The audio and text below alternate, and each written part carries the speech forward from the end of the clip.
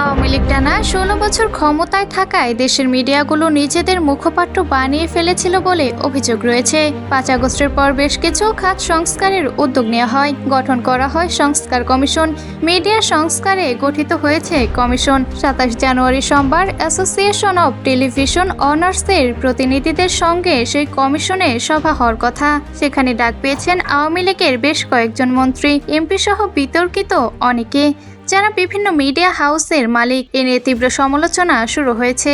সংস্কার সভায় তালিকায় দেখা যায় অন্তত ৪৮ জনের নাম রয়েছে। সেখানে সংস্কার কমিশনের সদস্য ছাড়াও আছেন শেখ হাসিনা সরকারের সাবেক তথ্য উপদেষ্টা ইকবাল সুবহান চৌধুরী, সাবেক মন্ত্রী নওফেল, সাবেক শিক্ষামন্ত্রী কামাল মজুমদার, সাবেক মন্ত্রী গাজী গোলাম দপ্তরির ছেলে, শেখ হাসিনার পরিবারের সদস্য শেখ কবির, এটিএন বাংলার ডক্টর মাহফুজ খান, গান বাংলার তাপস সহ বিতর্কিত অনেকে।